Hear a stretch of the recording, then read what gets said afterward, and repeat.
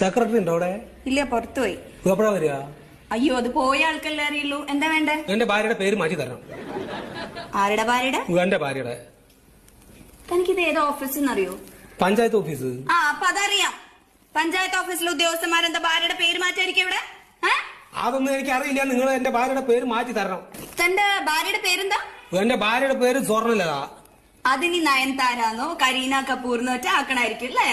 നയൻതാരാന്നും കരിഞ്ഞ കപൂർന്നും ആക്കട്ടാ. എന്റെ ഭാര്യയുടെ പേര് സ്വർണ്ണലത എന്നാണ്. അത് അതേമാതിരി തന്നെ ആക്കി തന്നാ മതി. താൻ ആള് കൊള്ളാലോ. തന്റെ ഭാര്യയുടെ പേര് സ്വർണ്ണലത. അത് പിന്നെയും മാറ്റേണ്ടത് സ്വർണ്ണലതാന്ന്. എനിക്ക് വല്ല അസുഖമുണ്ടോ? അല്ല, നിങ്ങൾക്ക് വല്ല അസുഖമുണ്ടോ? ഞാൻ ഒരു കാര്യം പറയട്ടെ നിങ്ങളുടെ അടുത്ത്.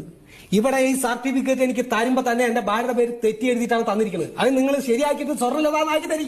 അങ്ങനെ അപ്പൊ അങ്ങനെ പറയണ്ടേ? അല്ലാതെ ഇവിടെ വന്നിട്ട് ഭാര്യനെ മാറ്റണം എന്നൊക്കെ പറഞ്ഞ ഞാൻ എന്താ വിചാരിക്കുക? സർട്ടിഫിക്കറ്റ് അതെ, എന്റെ ഒറിജിനൽ ഭാര്യ ഈ സർട്ടിഫിക്കറ്റിൽ പേര് മാറി കിടക്കുന്നത് കണ്ടിട്ടില്ല.